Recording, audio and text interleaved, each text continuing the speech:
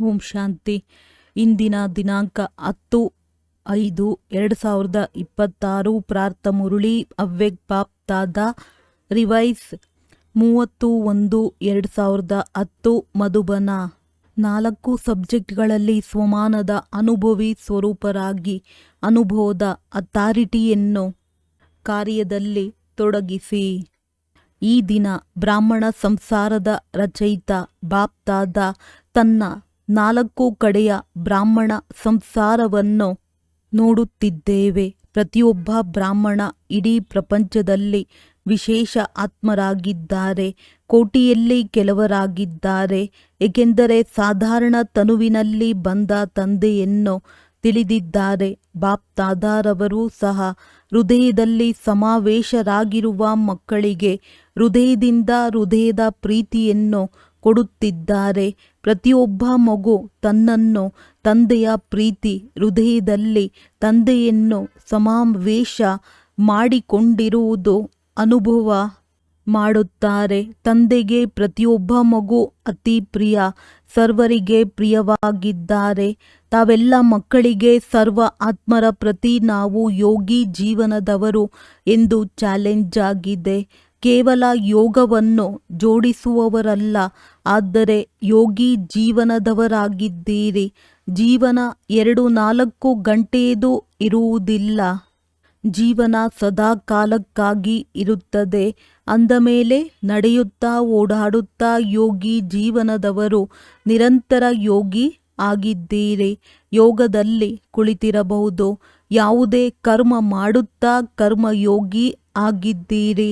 ಜೀವನದ ಲಕ್ಷ್ಯ ಆಗಿದೆ ಸದಾ ಯೋಗಿ ಆಗುವುದು. ಈ ರೀತಿ ತಮ್ಮ ಯೋಗಿ ಜೀವನ ಸ್ವಾಭಾವಿಕವಾಗಿ ಅನುಭವ ಮಾಡುತ್ತೀರಾ. ಬಾಪ್ತಾದ ಪ್ರತಿಯೊಬ್ಬ ಮಗುವಿನ ಮಸ್ತಕದಲ್ಲಿ ಹೊಳೆಯುತ್ತಿರುವ ಭಾಗ್ಯವನ್ನು ನೋಡುತ್ತಿದ್ದಾರೆ. ಏನು ನೋಡುತ್ತಿದ್ದಾರೆ? ನನ್ನ ಪ್ರತಿಯೊಬ್ಬ ಮಗು ಸ್ವಮಾನಧಾರಿ ಸ್ವರಾಜ್ಯ ಅಧಿಕಾರಿ ಆಗಿದೆ. ಏಕೆ? ಎಲ್ಲಿ ಸ್ವಮಾನವಿದೆಯೋ ಅಲ್ಲಿ ದೇಹಭಾನ ಬರಲು ಸಾಧ್ಯವಿಲ್ಲ. ಆದಿಯಿಂದ ಅಂತ್ಯದವರೆಗೆ ಇದುವರೆಗೆ ಬಾಪ್ತಾದ ಪ್ರತಿಯೊಬ್ಬ ಮಗುವಿಗೆ ಭಿನ್ನ ಭಿನ್ನ ಸ್ವಮಾನಗಳನ್ನು ಕೊಟ್ಟಿದ್ದಾರೆ. ಒಂದು ವೇಳೆ ಈಗಲೂ ಸ್ವಮಾನವನ್ನು ನೆನಪು ಮಾಡಿದರೆ ಮತ್ತು ಒಂದೊಂದು ಸ್ವಮಾನದ ಮಾಲೆಯನ್ನು ತಿರುಗಿಸುತ್ತಾ ಹೋದರೆ ಅನೇಕ ಸ್ವಮಾನಗಳ ಸ್ವರೂಪರಾಗಿ ಸ್ವಮಾನದಲ್ಲಿ ಲವಲೀನರಾಗಿ ಬಿಡುತ್ತೀರಿ. ಆದರೆ ಬಾಪ್ತಾದರವರಿಗೆ ಒಂದು ಮಾತು ಮಕ್ಕಳದ್ದು ಇದುವರೆಗೆ ಇಷ್ಟ ಆಗುವುದಿಲ್ಲ. ಅದು ಯಾವುದು ಎಂದು ಗೊತ್ತಿದೆಯೇ?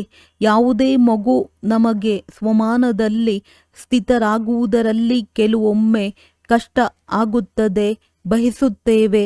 ಆದರೆ ಕೆಲವೊಮ್ಮೆ ಕಷ್ಟ ಆಗುತ್ತದೆ ಎಂದು ಹೇಳುವುದು ಇಷ್ಟ ಆಗುವುದಿಲ್ಲ. ಅಂದಾಗ ತಂದೆ ಸರ್ವಶಕ್ತಿವಂತ ಮಕ್ಕಳ ಪರಿಶ್ರಮವನ್ನು ನೋಡಲು ಸಾಧ್ಯವಿಲ್ಲ. ಏಕೆಂದರೆ ಎಲ್ಲಿ ಪ್ರೀತಿ ಇರುತ್ತದೆ ಅಲ್ಲಿ ಪರಿಶ್ರಮ ಇರುವುದಿಲ್ಲ. ಎಲ್ಲಿ ಪರಿಶ್ರಮವಿದೆಯೋ ಅಲ್ಲಿ ಪ್ರೀತಿಯಲ್ಲಿ ಕೊರತೆ ಇದೆ. ಈ ದಿನ ಅಮೃತ ವೇಳೆ ಬಾಪ್ತಾದರವರು 4 ಕಡೆ ಬ್ರಾಹ್ಮಣರ ಬಳಿ ದೇಶದವರು ಇರಬಹುದು ಅಥವಾ ವಿದೇಶದವರು ಇರಬಹುದು. ಚೆಕ್ಕರ್ ಹಾಕಿದಾಗ ಏನು ನೋಡಿದ್ದಾರೆ? ಕೆಲವು ಮಕ್ಕಳು ಸ್ವಮಾನದಲ್ಲಿ ಕುಳಿತಿದ್ದಾರೆ, ಯೋಚನೆ ಮಾಡುತ್ತಿದ್ದಾರೆ, ನಾನು ಬಾಪ್ತಾದರವರ ಹೃದಯ ಸಿಂಹಾಸನ ಅಧಿಕಾರಿ ಆಗಿದ್ದೇನೆಯೇ? ಯೋಚನೆಯೂ ಮಾಡುತ್ತಾರೆ. ಸ್ವಮಾನದಲ್ಲಿ ಸ್ಥಿತರಾಗುವ ಪುರುಷಾರ್ಥವೂ ಮಾಡುತ್ತಿದ್ದಾರೆ. ಆದರೆ ಯಾವ ಕೊರತೆಯನ್ನು ನೋಡಿದ್ದೇವೆ? ಸ್ವಮಾನ ನೆನಪು ಇದೆ, ಯೋಚನೆ ಮಾಡುತ್ತಿದ್ದಾರೆ. ಆದರೆ ಸ್ವಮಾನದ ಸ್ವರೂಪರಾಗಿ ಅನುಭವಿ ಮೂರ್ತಿಗಳಾಗಿ ಅನುಭವದ ಅಥಾರಿಟಿ ಸ್ವರೂಪ ಆಗುವುದರಲ್ಲಿ ಕೊರತೆ ಕಂಡು ಬಂದಿದೆ. ಏಕೆಂದರೆ ಅಥಾರಿಟಿ ಬಹಳ ಇದೆ, ಆದರೆ ಎಲ್ಲದಕ್ಕಿಂತ ದೊಡ್ಡ ಅಥಾರಿಟಿ ಅನುಭವದ ಅಥಾರಿಟಿಯಾಗಿದೆ. ಮತ್ತು ಈ ಸ್ವಮಾನದ ಅನುಭೂತಿ ಆಲ್ಮೈಟಿ ಅಥಾರಿಟಿ ಸರ್ವಶಕ್ತಿವಂತ ಕೊಟ್ಟಿದ್ದಾರೆ. ಅಂದ ಮೇಲೆ ಪರಿಶ್ರಮ ಮಾಡುತ್ತಿದ್ದಾರೆ, ಆದರೆ ಅನುಭವ ಸ್ವರೂಪರಾಗಿಲ್ಲ. ಅಂದಾಗ ಬಾಪ್ ತಾದಾರವರು ಕುಳಿತಿದ್ದಾರೆ, ಯೋಚನೆಯೂ ಮಾಡುತ್ತಾರೆ. ಆದರೆ ಅನುಭವ ಸ್ವರೂಪ ಕೆಲವರಷ್ಟೇ ಇದ್ದಾರೆ. ಅನುಭವದಲ್ಲಿ ಯಾವುದೇ ಪ್ರಕಾರದ ದೇಹಾಭಿಮಾನ ಸ್ವಲ್ಪವೂ ತನ್ನ ಕಡೆ ಸೆಳೆಯಲು ಸಾಧ್ಯವಿಲ್ಲ. ಅಂದಾಗ ಅನುಭವ ಸ್ವರೂಪರಾಗಿ ಬಿಡುವುದು. ಕರ್ಮ ಮಾಡುತ್ತಾ ಕರ್ಮಯೋಗಿಯ ಅನುಭವ ಸ್ವರೂಪದಲ್ಲಿ ಮುಳುಗಿರಬೇಕು. ಇದರ ಅವಶ್ಯಕತೆ ಈಗ ಹೆಚ್ಚು ಇದೆ. ಸ್ವರೂಪ ಆಗುವುದು ಪ್ರತಿಯೊಂದು ಮಾತಿನಲ್ಲಿ, ಪ್ರತಿಯೊಂದು ಸಬ್ಜೆಕ್ಟಿನಲ್ಲಿ ಅನುಭವಿ ಸ್ವರೂಪರನ್ನಾಗಿ ಮಾಡುವುದು. ಜ್ಞಾನ ಇರಲಿ, ಯೋಗ, ಧಾರಣೆ ಮತ್ತು ಸೇವೆ, 4 ಸಬ್ಜೆಕ್ಟಿನಲ್ಲಿ ಅನುಭವಿ ಸ್ವರೂಪರಾಗುವುದು. ಅನುಭವಿಗಳಿಗೆ ಮಾಯೆಯು ಅಲುಗಾಡಿಸಲು ಸಾಧ್ಯವಿಲ್ಲ. ಆದ್ದರಿಂದ ಬಾಪ್ದಾದ ಈ ದಿನ ಎಲ್ಲ ಮಕ್ಕಳನ್ನು ಅನುಭವಿ ಸ್ವರೂಪದಲ್ಲಿ ನೋಡಲು ಬಯಸುತ್ತಾರೆ. ಕೇಳುವುದರಲ್ಲಿ ಮತ್ತು ಯೋಚನೆ ಮಾಡುವುದರಲ್ಲಿ ಅಂತರವಿದೆ. ಆದರೆ ಅನುಭವಿ ಸ್ವರೂಪರನ್ನಾಗಿ ಮಾಡಬೇಕು. ಏನು ಯೋಚನೆ ಮಾಡುತ್ತೇವೆ, ಯಾವ ಸ್ವಮಾನದಲ್ಲಿ ಸ್ಥಿತರಾಗಲು ಬಯಸುತ್ತೇವೆ, ಅದರ ಅನುಭವದ ಸ್ವರೂಪದಲ್ಲಿ ಸ್ಥಿತರಾಗಿ ಬಿಡುವುದು. ಅನುಭವವನ್ನು ಯಾರೂ ಅಲುಗಾಡಿಸಲು ಸಾಧ್ಯವಿಲ್ಲ, ಏಕೆಂದರೆ ಸ್ವಮಾನ ಮತ್ತು ದೇಹಭಾನ. ಎಲ್ಲಿ ಸ್ವಮಾನದ ಸ್ವರೂಪವಿದೆ, ಸ್ವಮಾನದ ಅನುಭವದಲ್ಲಿ ಸ್ಥಿತರಾಗುತ್ತೀರಿ, ಅಲ್ಲಿ ದೇಹಭಾನ ಬರಲು ಸಾಧ್ಯವಿಲ್ಲ. ಹೇಗೆ ಅಂಧಕಾರವಿದ್ದರೆ ಸ್ವಿಚ್ ಆನ್ ಮಾಡಿದರೆ ಬೆಳಕಿನಿಂದ ಅಂಧಕಾರ ಸಹಜವಾಗಿ ದೂರ ಆಗಿಬಿಡುತ್ತದೆ. ಅಂಧಕಾರವನ್ನು ದೂರ ಮಾಡುವುದರಲ್ಲಿ, ಅಂಧಕಾರವನ್ನು ಓಡಿಸುವುದರಲ್ಲಿ ಪರಿಶ್ರಮ ಮಾಡಬೇಕಾಗಿಲ್ಲ. ಅದೇ ರೀತಿ ಯಾವಾಗ ಸ್ವಮಾನದ ಸೀಟ್ ಮೇಲೆ ಅನುಭವದ ಸ್ವಿಚ್ ಆನ್ ಆದರೆ ಯಾವುದೇ ಪ್ರಕಾರದ ದೇಹಭಾನ, ಭಿನ್ನ ಭಿನ್ನ ಪ್ರಕಾರದ ದೇಹಭಾನವೂ ಇದೆ ಮತ್ತು ಭಿನ್ನ ಭಿನ್ನ ಪ್ರಕಾರದ ಸ್ವಮಾನಗಳನ್ನು ತಂದೆ ಕೊಟ್ಟಿದ್ದಾರೆ. ಸ್ವಮಾನವನ್ನು ತಿಳಿದಿದ್ದಾರೆ, ಪುರುಷಾರ್ಥವೂ ಮಾಡುತ್ತಾರೆ. ಆದರೆ ಅನುಭವದ ಪುರುಷಾರ್ಥ ಮಾಡುವುದು ಅನುಭವಿ ಸ್ವರೂಪರನ್ನಾಗಿ ಮಾಡುವುದರಲ್ಲಿ ಅಂತರವಿದೆ. ಆದ್ದರಿಂದ ಪರಿಶ್ರಮ ಮಾಡಬೇಕಾಗುತ್ತದೆ. ಅಂದಾಗ ಬಾಪ್ ತಾದಾರವರಿಗೆ ಈಗ ಸಮಯ ಪ್ರಮಾಣ ತಂದೆಯ ಸಮಾನ ಆಗುವ ಲಕ್ಷ್ಯ ಸಂಪನ್ನ ಮಾಡುವ ಸಮಯವಾಗಿದೆ. ಪರಿಶ್ರಮ ಮಾಡುವುದು ಇಷ್ಟ ಆಗುವುದಿಲ್ಲ.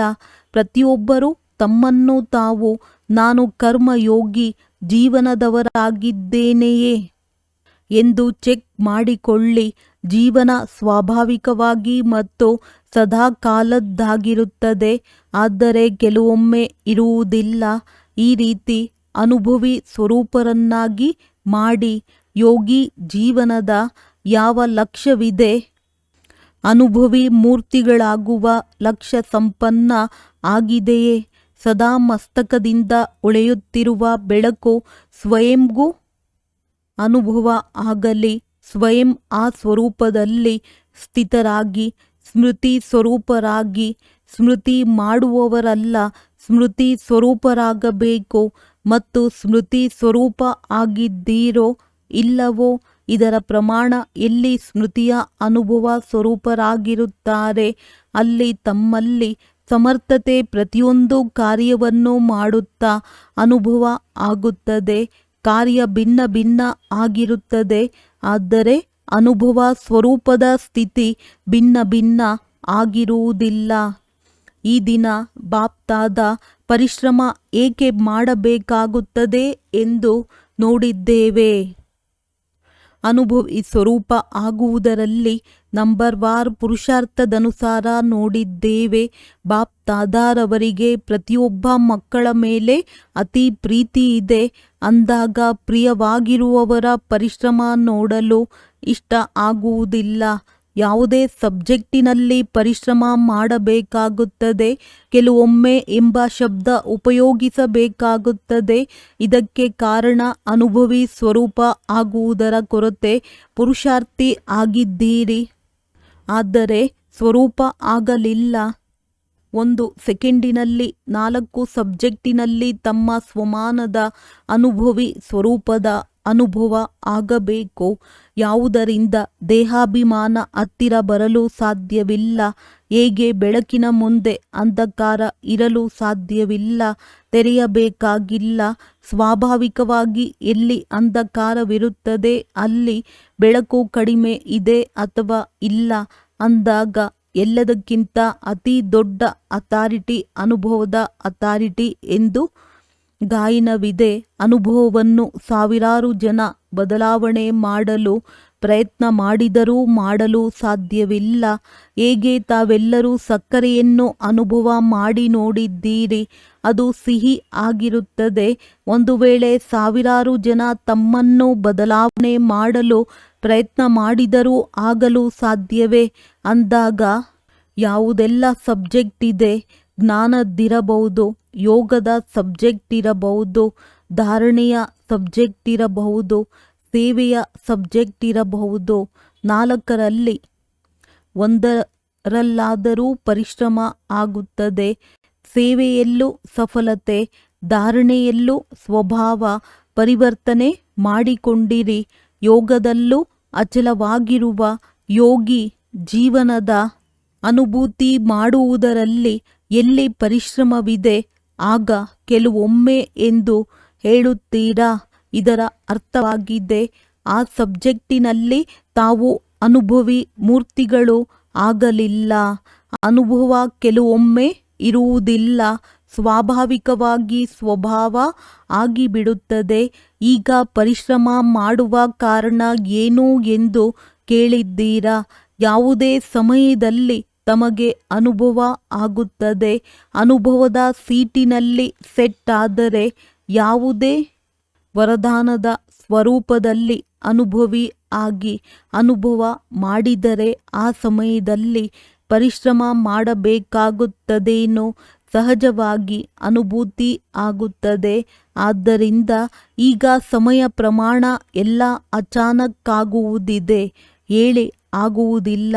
ಹೇಗೆ ಈಗ ಪ್ರಕೃತಿಯ ಅಚಾನಕ್ ಮಾತುಗಳ ಆಟ ನಡೆಯುತ್ತಿದೆ, ಈಗ ಆರಂಭ ಆಗಿದೆ. ಹೊಸ ಹೊಸ ಮಾತುಗಳು ಅಚಾನಕ್ ಭೂಕಂಪ ಆಗಿದೆ. ಸ್ವಲ್ಪ ಸಮಯದಲ್ಲಿ ಲಕ್ಷಾಂತರ ಆತ್ಮಗಳು ಹೊರಟು ಹೋದರು. ಅವರಿಗೆ ನಾಳೆ ನಾವು ಇರುತ್ತೇವೆಯೋ ಇಲ್ಲವೋ ಎಂದು ಗೊತ್ತಿದೆಯೇನೋ. ಇದೇ ರೀತಿ ಯಾವುದೇ ಆಕ್ಸಿಡೆಂಟ್ ಭಿನ್ನ ಭಿನ್ನ ಸ್ಥಾನಗಳಲ್ಲಿ ಅಚಾನಕ್ ಆಗುವುದು ಪ್ರಾರಂಭವಾಗಿದೆ. ಒಟ್ಟಿಗೆ ಒಂದೇ ಸಮಯದಲ್ಲಿ ಅನೇಕರ ಟಿಕೆಟ್ ಕಟ್ ಆಗುತ್ತಿದ್ದರೆ ಅಂತಹ ಸಮಯದಲ್ಲಿ ತಾವು ಎವರ್ ರೆಡಿ ಆಗಿದ್ದೀರಾ.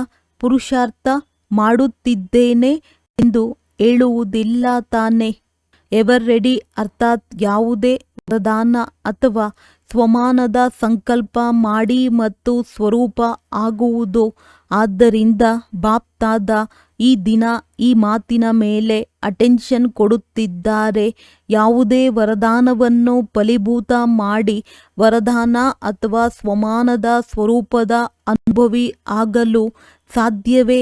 ಆಗಲೇಬೇಕಾಗುತ್ತದೆ. ಪ್ರಯತ್ನ ಮಾಡುತ್ತಿದ್ದೇನೆ.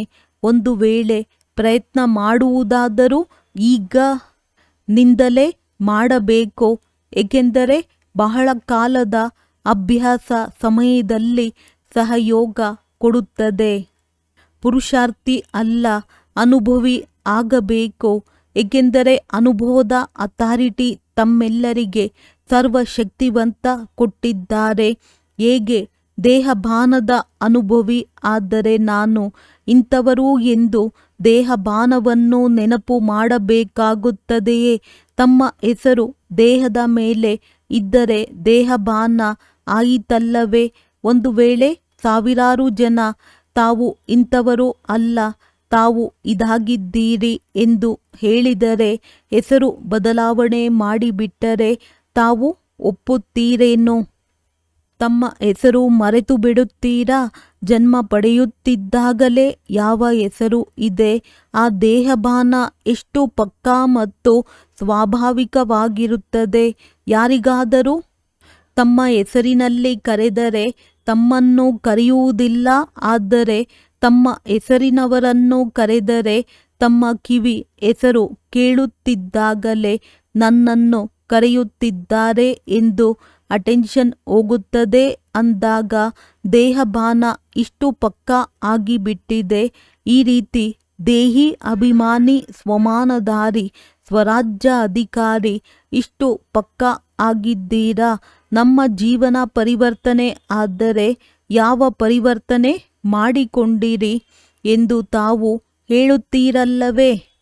ದೇಹಭಾನದಿಂದ ಸ್ವಮಾನ ಸ್ವರಾಜ್ಯ ಅಧಿಕಾರಿ ಆಗಿದ್ದೀರಿ ಅಂದಾಗ ಜ್ಞಾನ ಸ್ವರೂಪನಾಗಿದ್ದೇನೆಯೇ ಅಥವಾ ಜ್ಞಾನ ಕೇಳಿ ತಿಳಿಸುವಂಥವನಾಗಿದ್ದೇನೆಯೇ ಎಂದು ಚೆಕ್ ಮಾಡಿಕೊಳ್ಳಿ.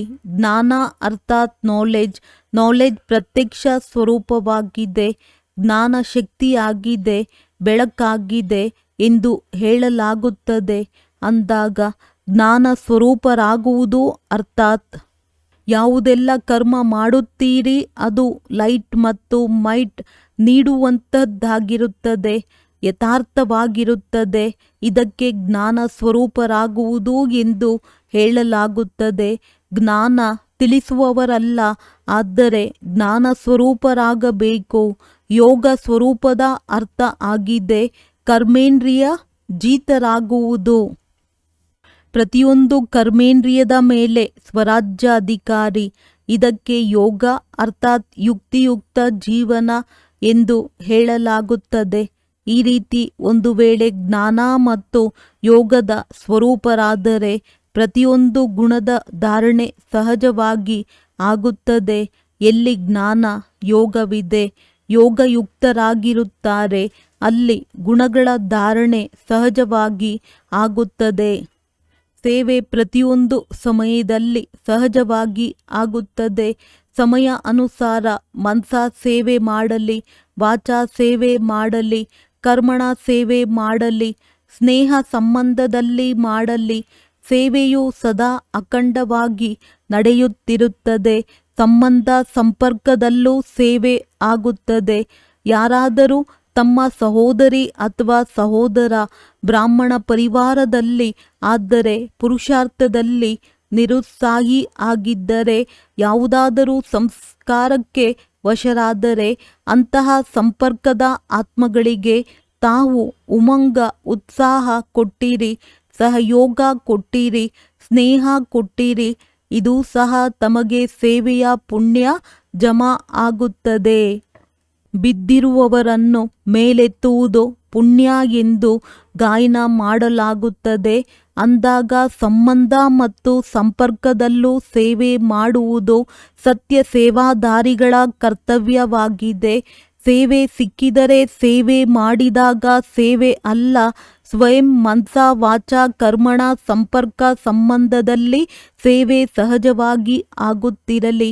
ಕೆಲವೊಮ್ಮೆ ಬಾಪ್ ತಾದಾರವರು ನೋಡಿದರು ಸಂಪರ್ಕದಲ್ಲಿ ಕೆಲವು ಮಕ್ಕಳು ಇವರ ಸ್ವಭಾವ ಸಂಸ್ಕಾರ ಯಾವ ರೀತಿ ಇರಬೇಕೋ ಆ ರೀತಿ ಇಲ್ಲ, ಆದರೆ ಇವರು ಇರುವುದೇ ಆ ರೀತಿ, ಇವರು ಬದಲಾವಣೆ ಆಗುವುದಿಲ್ಲ, ಇವರ ಸೇವೆ ಮಾಡುವುದು ಸಮಯ ವ್ಯರ್ಥವಾಗಿದೆ.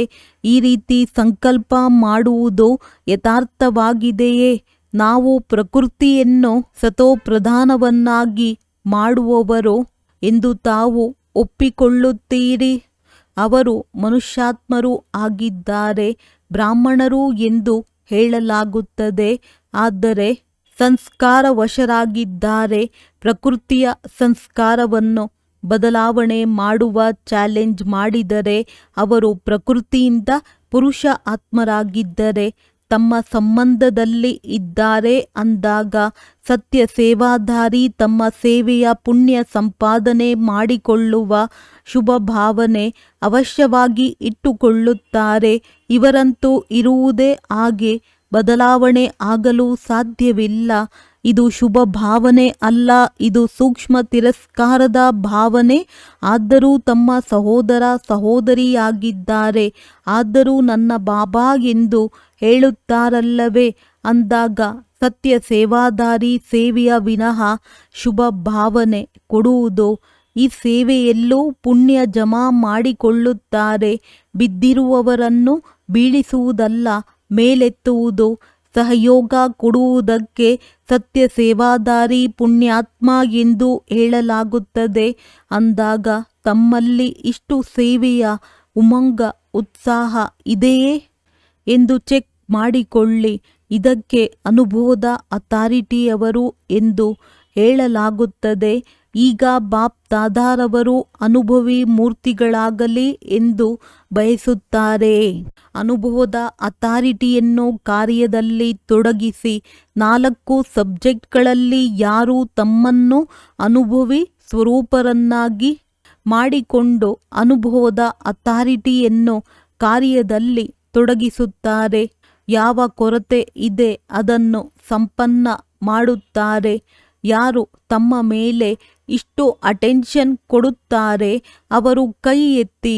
ಮನಸ್ಸಿನ ಕೈಯನ್ನು ಎತ್ತುತ್ತೀರಲ್ಲವೇ? ಶರೀರದ ಕೈ ಅಲ್ಲ, ಮನಸ್ಸಿನ ಕೈ ಎತ್ತಿ ಮನಸ್ಸಿನ ಕೈ ಎತ್ತಬೇಕು. ಏಕೆಂದರೆ ಬಾಪ್ ದಾದಾರವರು ಶಿವರಾತ್ರಿ ಎಂದು ರಿಸಲ್ಟ್ ನೋಡುತ್ತಾರೆ. ಮನಸ್ಸಿನಲ್ಲಿ ಯಾರದೇ ಕೊರತೆಯ ಸಂಸ್ಕಾರ ತಮ್ಮ ಶುಭ ಭಾವನೆಯನ್ನು ಕಡಿಮೆ ಮಾಡಬಾರದು. ಅವರ ಸಂಸ್ಕಾರವಂತೂ ಬಲಹೀನವಾಗಿದೆ, ಆದರೆ ತಮ್ಮ ಶುಭ ಭಾವನೆಯನ್ನು ಕಡಿಮೆ ಮಾಡುವ ಶಕ್ತಿಶಾಲಿ ಆಗಿದೆ. ಆದ್ದರಿಂದ ಹೇಗೆ ಬ್ರಹ್ಮ ಬಾಬಾ ಯಾವುದನ್ನೂ ನೋಡಿಲ್ಲ, ಯಾವುದನ್ನೂ ಮಾಡಲಿಲ್ಲ, ಜವಾಬ್ದಾರಿ ಇದ್ದರೂ ಅಂತ್ಯದಲ್ಲಿ ಶುಭ ಭಾವನೆ, ಶುಭ ಕಾಮನೆಯ 3 ಶಬ್ದಗಳ ಶಿಕ್ಷಣವನ್ನು ಎಲ್ಲರಿಗೂ ಕೊಟ್ಟು ಹೋದರು. ನೆನಪಿದೆಯಲ್ಲವೇ? 3 ಶಬ್ದಗಳು ನೆನಪಿದೆಯಲ್ಲವೇ? ಸ್ವಯಂ ಸಹ ನಿರಾಕಾರಿ, ನಿರಹಂಕಾರಿ, ನಿರ್ವಿಕಾರಿ. ಇದೇ ಸ್ಥಿತಿಯಿಂದ ಅವ್ಯಕ್ತರಾದರು. ಯಾರಿಗೂ ಕರ್ಮ ಭೋಗದ ಫೀಲಿಂಗ್ಸ್ ಕೊಟ್ಟಿಲ್ಲ. ಕೆಲವರು ಕರ್ಮ ಭೋಗ ಸಮಾಪ್ತಿಯಾಗುತ್ತಿದೆ ಎಂದು ತಿಳಿದರು. ಏನಾಗಿದೆ? ಅವ್ಯಕ್ತರಾದರು. ಈ ರೀತಿ ಬ್ರಹ್ಮ ತಂದೆಯ ಸಮಾನ ಫರಿಷ್ಠಾಭವದ ವರದಾನವಿದೆ. ಯಾವುದನ್ನು ತಂದೆ ಮಾಡಿ ತೋರಿಸಿದ್ದರೂ ಅದೇ ರೀತಿ ಬ್ರಹ್ಮ ತಂದೆಯನ್ನು ಅನುಸರಿಸಿ. ಬ್ರಹ್ಮ ತಂದೆಯ ಜೊತೆ ಪ್ರೀತಿ ಇದೆ. ಈಗಲೂ ಸಾಕಾರದಲ್ಲಿ ನೋಡದೇ ಇರಬಹುದು, ಆದರೆ ಅವ್ಯಕ್ತ ತಂದೆಯ ರೂಪದಲ್ಲಿ ಸ್ನೇಹ ಎಲ್ಲರಿಗೂ ಇದೆ. ಬಾಪ್ ದಾದಾ ಇಬ್ಬರಲ್ಲೂ ಸ್ನೇಹದಲ್ಲಿ ನೋಡಲಾಗಿದೆ. ಸ್ನೇಹದ ಸಬ್ಜೆಕ್ಟ್ನಲ್ಲಿ ಎಲ್ಲರೂ ಪಾಸ್ ಆಗಿದ್ದಾರೆ. ಸ್ನೇಹವೇ ನಡೆಸುತ್ತಿದೆ. ಧಾರಣೆ ಮಾಡಿಲ್ಲವೆಂದರೂ ಯಾವುದೇ ಸಬ್ಜೆಕ್ಟಿನಲ್ಲಿ ಕೊರತೆ ಇದ್ದರೂ ಸ್ನೇಹದ ಸಬ್ಜೆಕ್ಟಿನಲ್ಲಿ ಹೆಚ್ಚು ಎಲ್ಲರೂ ಪಾಸ್ ಆಗಿದ್ದಾರೆ. ಸ್ನೇಹ ನಡೆಸುತ್ತಿದೆ. ತಾವೆಲ್ಲರೂ ಏಕೆ ಬಂದಿದ್ದೀರಿ? ಯಾವ ವಿಮಾನದಲ್ಲಿ ಬಂದಿದ್ದೀರಿ? ಸ್ನೇಹದ ವಿಮಾನದಲ್ಲಿ ತಲುಪಿದ್ದೀರಿ. ಮತ್ತು ಬಾಪ್ ದಾದಾರವರಿಗೆ ಕೊನೆಯ ಮಗುವಿನ ಮೇಲೂ ಪ್ರೀತಿ ಇದೆ. ಹೇಗೇ ಇರಲಿ, ಆದರೆ ಪ್ರೀತಿಯಲ್ಲಿ ಪಾಸ್ ಆಗಿದ್ದಾರೆ. ಏಕೆಂದರೆ ತಂದೆಯ ಪ್ರತಿಯೊಬ್ಬ ಮಗುವಿನ ಮೇಲೆ ಹೃದಯದ ಪ್ರೀತಿ ಇದೆ. ಹೇಗೇ ಇರಲಿ, ಆದರೆ ನನ್ನವರಾಗಿದ್ದಾರೆ. ಹೇಗೆ ತಾವು ನನ್ನ ಬಾಬಾ ಎಂದು ಹೇಳುತ್ತೀರಿ? ಅಂದಾಗ ತಂದೆ ಏನು ಹೇಳುತ್ತಾರೆ? ನನ್ನ ಮಕ್ಕಳಾಗಿದ್ದಾರೆ ಎಂದು ಹೇಳುತ್ತಾರೆ. ಈ ರೀತಿ ಶುಭ ಭಾವನೆ ಪರಸ್ಪರ ಪರಿವಾರದಲ್ಲೂ ಇರುವುದು ಅವಶ್ಯಕವಾಗಿದೆ. ಸ್ವಭಾವವನ್ನು ನೋಡಬೇಡಿ. ಭಾವ ಸ್ವಭಾವವಿದೆ ಎಂದು ತಂದೆಗೆ ಗೊತ್ತಿದೆ. ಆದರೆ ಭಾವ ಸ್ವಭಾವ ಪ್ರೀತಿಯನ್ನು ಸಮಾಪ್ತಿ ಮಾಡಬಾರದು, ಸಂಬಂಧವನ್ನು ಸಮಾಪ್ತಿ ಮಾಡಬಾರದು. ಕಾರ್ಯವನ್ನು ಕಡಿಮೆ ಸಫಲ ಮಾಡುವುದು ಸರಿ ಅಲ್ಲ. ಪರಿವಾರ ಆಗಿದೆ. ಯಾವ ಪರಿವಾರ? ಪ್ರಭು ಪರಿವಾರ, ಪರಮಾತ್ಮ ಪರಿವಾರ ಆಗಿದೆ. ಇದರಲ್ಲಿ ಯಾವುದೇ ಕಾರಣದಿಂದ ಪ್ರೀತಿಯ ಕೊರತೆ ಇರಬಾರದು. ಈ ರೀತಿ ಇದ್ದೀರಾ? ಪ್ರೀತಿಯ ಕೊರತೆ ಇದೆಯೇ? ಪ್ರೀತಿ ಅರ್ಥಾತ್ ಅವಶ್ಯವಾಗಿ ಶುಭ ಭಾವನೆ ಇರುವುದು. ಹೇಗೆ ಇರಲಿ, ಪರಮಾತ್ಮನ ಪರಿವಾರವಾಗಿದೆ. ಯಾರು ನಾನು ಪ್ರಭು ಪರಿವಾರದವನಾಗಿದ್ದೇನೆ ಎಂದು ತಿಳಿಯುತ್ತಾರೆ. ಪರಿವಾರ ಅರ್ಥಾತ್ ಪ್ರೀತಿ. ಒಂದು ವೇಳೆ ಪರಿವಾರದಲ್ಲಿ ಪ್ರೀತಿ ಇಲ್ಲವೆಂದರೆ ಪರಿವಾರದವಲ್ಲ. ಆದ್ದರಿಂದ ಈ ದಿನ ಯಾವ ಪಾಠವನ್ನು ಓದಿದ್ದೀರಿ, ಪಕ್ಕಾ ಮಾಡಿಕೊಂಡಿದ್ದೀರಾ? ಪ್ರತಿಯೊಂದು ಆತ್ಮನ ಪ್ರತಿ ಶುಭ ಭಾವನೆ, ಶುಭ ಕಾಮನೆ. ಈ ಪರಮಾತ್ಮನ ಪರಿವಾರ ಒಂದೇ ಸಮಯದಲ್ಲಿ ಇರುವುದು. ಇಷ್ಟು ದೊಡ್ಡ ಪರಿವಾರ ಪರಮಾತ್ಮನ ವಿನಃ ಬೇರೆ ಯಾರದ್ದೂ ಇರಲು ಸಾಧ್ಯವಿಲ್ಲ ಅಂದಾಗ ಚೆಕ್ ಮಾಡಿಕೊಳ್ಳಬೇಕು. ಏಕೆಂದರೆ ಇದು ಪುರುಷಾರ್ಥದಲ್ಲಿ ವಿಘ್ನ ಆಗುತ್ತದೆ. ವಿಘ್ನ ಮುಕ್ತರಾದಾಗ ಅನುಭವಿ ಆಗಿ ಅನುಭವದ ಅಥಾರಿಟಿಯ ಮೂಲಕ ಎಲ್ಲರನ್ನೂ ಅನುಭವಿಯನ್ನಾಗಿ ಮಾಡುತ್ತೀರಿ. ಒಳ್ಳೆಯದು. ಎಲ್ಲ ಕಡೆ ಮಕ್ಕಳನ್ನು ಬಾಪ್ ದಾದಾರವರು ನೋಡಿ ನೋಡಿ ಖುಷಿ ಆಗುತ್ತಾ ವಾವ್ ಮಕ್ಕಳೇ ವಾವ್ ಎಂಬ ಹಾಡನ್ನು ಹೇಳುತ್ತಿದ್ದಾರೆ. ಪ್ರತಿಯೊಬ್ಬ ಮಗುವಿನ ಹೃದಯದಲ್ಲಿ ತಂದೆ ಇದ್ದಾರೆ ಮತ್ತು ತಂದೆಯ ಹೃದಯದಲ್ಲಿ ಪ್ರತಿಯೊಬ್ಬ ಮಗುವಿದೆ. ಮತ್ತು ಇಲ್ಲಿ ಇಷ್ಟು ಪರಿವಾರ ಮಧುಬನ ನಿವಾಸಿಗಳನ್ನು ನೋಡಿ ವಾವ್ ಮಧುಬನ ವಾವ್ ಎಂದು ಖುಷಿ ಆಗುತ್ತದೆ. ಎಲ್ಲರ ತೀರ್ಥಸ್ಥಾನ ಮಧುಬನ ಆಗಿಯೇ ಇದೆ. ಆದ್ದರಿಂದ ಮಧುಬನಕ್ಕೆ ಓಡಿ ಬಂದು ಬಿಡುತ್ತಾರೆ. ಈಗ ತಂದೆಯ ಯಾವ ಆಸೆ ಇದೆ ಅದು ಆದಷ್ಟು ಬೇಗ ಪೂರ್ಣ ಮಾಡಬೇಕು. 4 ಸಬ್ಜೆಕ್ಟಿನಲ್ಲಿ ಅನುಭವಿ ಸ್ವರೂಪರಾಗಲೇಬೇಕು.